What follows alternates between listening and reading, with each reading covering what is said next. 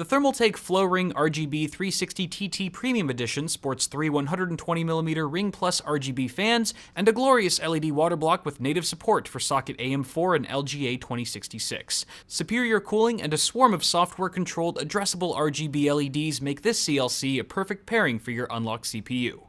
Click the link in the description for more info. What's going on, everyone? Welcome back to the channel. Hope you're all doing well. Today we're doing a fun kind of video where I'm pretty much just gonna play around on Amazon and try to build the best PC I can for a ridiculously low budget. Once again, I am joined by none other than the infamous Wifey Sauce. She was hiding behind me sneakily the whole time. She's just gonna be chilling in the background. And actually, maybe you can help me with this video a little bit, honey. Sounds good. So I'm gonna be trying to part out the best PC I possibly can for a very low budget, but I haven't really decided what that budget is going to be yet. So maybe you could just toss out a number. Again, a budget PC, I'm gonna say let's do less than $700. Could be any number you want. $500 PC before, right? I did do the $500 VR PC back in the day. Sure. Why don't we take it down a notch and do $400? $400. Okay. Wow, you're really putting the pressure on. $400. Let's see if we can do it. Okay, so $400 is the price point, but I don't want to cut too many corners at the same time. You can build like a $200 PC, no problem. But if you're gonna try to game on it, you're gonna be making some huge sacrifices along the way. So let's see if we can have our cake and eat it too. Starting with the processor, let's see, the best bang for the buck processor under $100 has to be the Intel G4560, perhaps. It's 83 bucks. It's supposed to be way cheaper than that. Well, there's one down there for 53. That one for 53, that's the G4400. Oh, sorry. This is G4560 right here. Oh. See, this is a better processor. It's a dual core, but it has 4 threads because it supports hyper-threading. But it's a very good price to performance chip. It's LGA 1151. It came out Q1 of this year, I believe, so it's fairly current. It's got Intel HD graphics, but we're gonna try to get a discrete graphics card in here. For $83 though, it's still a steal, I would say, because other than that, you've got what, Core i3, but you're gonna be paying well over $100 for one of those, and probably get similar performance when you're talking about gaming specifically. So we're gonna add this to cart. What do they normally go for? What, a Core i3? Oh, these? Yeah. I think when they first came out, they were like $70, maybe 65, around $70. This processor is just so darn good that that's probably why the price has gone up since Q1, but I'm still gonna add it anyway. We can always go back, nothing's set in stone. We can always change things around if we need to, but that's a good starting off point. So LGA 1151, it's not unlocked, so we don't need a Z270 chipset, for example, but we still need an LGA 1151 motherboard. So let's do price low to high. Oh no. My favorite sorting option. Look at this. $47. $47 for a Gigabyte GA H110M M.2. Oh, it's got an M.2 slot on it. Probably won't do us much good at this price point, but you never know. Micro ATX board, which is fine. You can usually find some pretty cheap cases that are micro ATX. Oh, it's only got 2 DIMM slots, which for a budget build isn't an issue unless you really want to upgrade and max out the RAM later on. But look at that. I mean, it's pretty basic. It's only got a 4-pin EPS connector for the CPU. It's got a PCI Express by 16 slot there. That's good. USB 3. I'm gonna say we do it. Wait, hold on. What's the next one up? There's a $47, also the same price. One. Oh, this is LGA 1150 though. Screw that. And then it gets more expensive for the other ones. Okay, we're going with this. The H110M M.2. Adding that to cart. Good. No, we don't want a 4-year peripherals. You want a 4-year peripherals plan? Nah. Peripherals protection plan? We don't need it. For $4, it's only $4.79. Yeah. We have a budget of $400. You're right. We're already at $130 though. Way to stay frugal. We are already at $130. I don't know if you can do this. I think we can. So let's get the other big component out of the way next, which would be the graphics card. Now it can be kind of tricky because with all the cryptocurrency mining that I was talking to you about, how that's been inflating the graphics card prices. Right. Fortunately, some of the lower end GPUs haven't been hit as hard with the inflated rates. Right. So let me see what a GTX 1050 Ti goes for. these days. Ooh, yeah, that's still Yeah, that's eating up a lot of our budget like right there. 160, 150. 170. We need a card that's closer to 100, I think. So let's just remove the TI, and we have the GTX 1050, which still has a 2 gig frame buffer. That's still a little pricey. I think we can find yeah. $109 for an MSI Gaming GTX. I actually have this card. I'm pretty sure it's ever so slightly faster than the RX 560, even though they're about the same price. 2 gigs. Let's do it. Add to cart. 4-year PC peripherals protection plan. $22? For $22. You sure? Yeah. All right. That was a trick question. You answered correctly. $239 so far. We still have quite a few. $170. But you know what? We have our big ones. We have our 160. CPU, our motherboard, and our graphics card out of the way. And those are like the money eaters for sure. So Okay. next up, we gotta have RAM. We need the RAMs. You could get away with 4 gigs. You could, but it would be difficult to run certain AAA titles that just demand more of that particular resource. Sorry, my phone's going off. Battlefield 1, I know, is known to get a little bit of micro stutter if you only have a 4 gig stick in there, if I remember correctly. So let's do 8 gigs. It's gonna be tough, man. How much does 8 gigs of DDR4 go for these days? What's the cheapest you can find it? Crucial, 4 gigs. So we could get 2 of these. It's $30, $31 for 1 stick. Is this ECC? I don't think so. I think this is just a normal. ECC. ECC is like it's like server grade memory, so it wouldn't work technically in this gaming PC we're building. I see. I mean, it's not flashy by any means, NAND flashy. No, it's definitely not. But it's functional, assuming it works out of the box. So probably doesn't even come in a box. This probably comes in like a Ziploc bag. But for $31, we could get 2 of them. And we would have dual channel, and that would be better than just a single DIMM in there. Look, so you can get professional installation for only $81. Oh wow, great. For more than double the price of the product you're buying, we'll install it for you.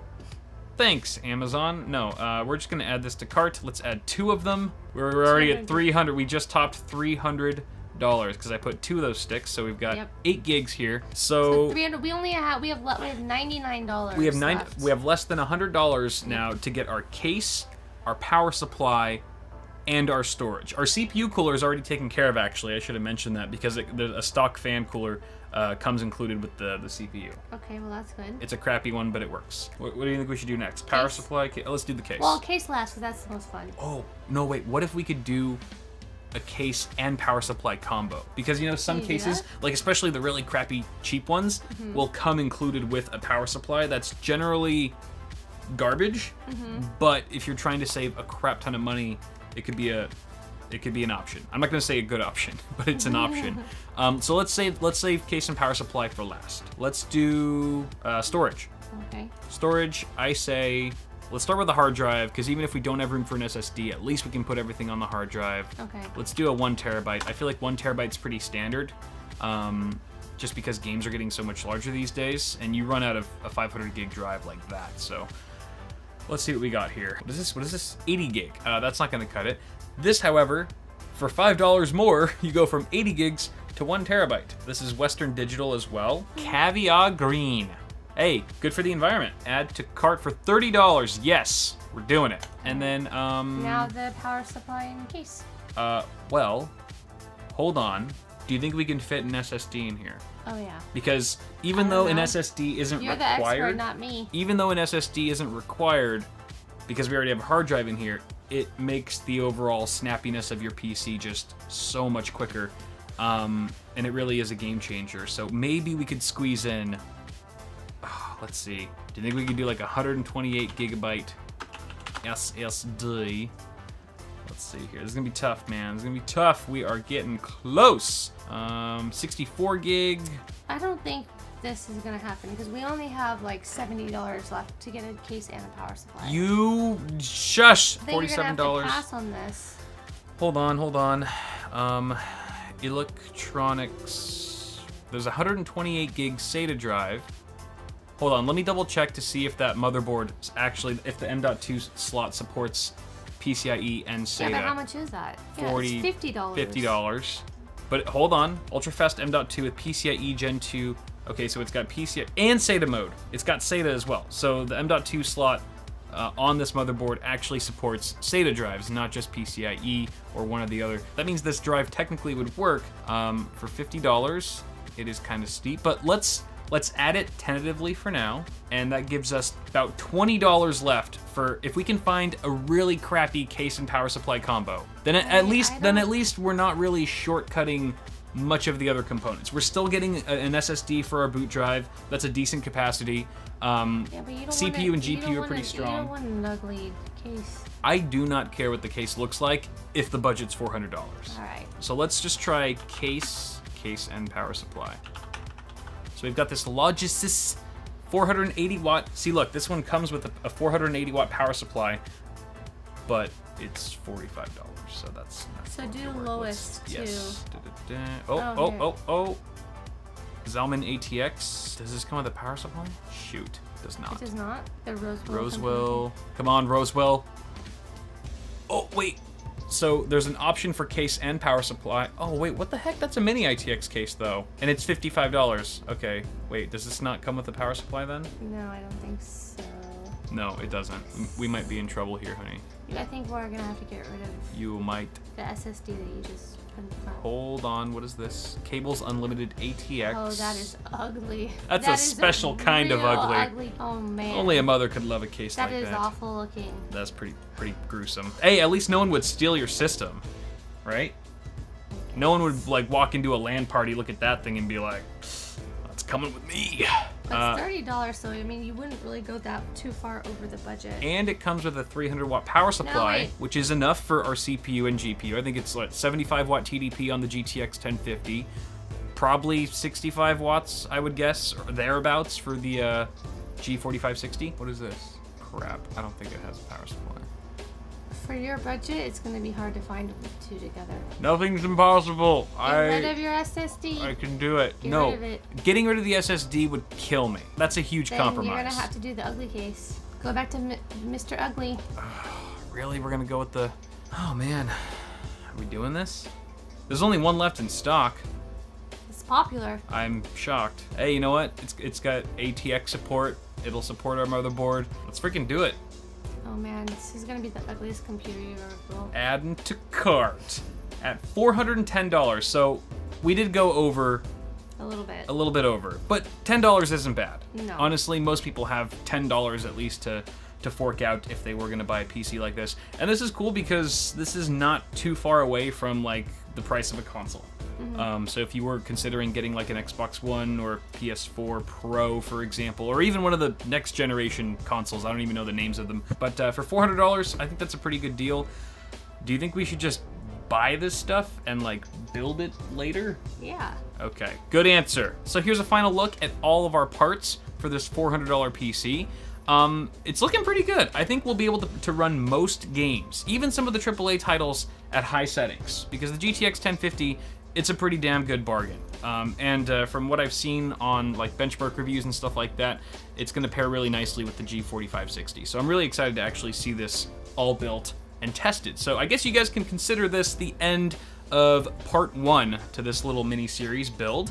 Thank you, Wifey Sauce, for joining me along. And thank you guys so much for watching. Let me know what you think of this parts list in the comments below, and feel free to toss us a like on the video if you enjoyed it.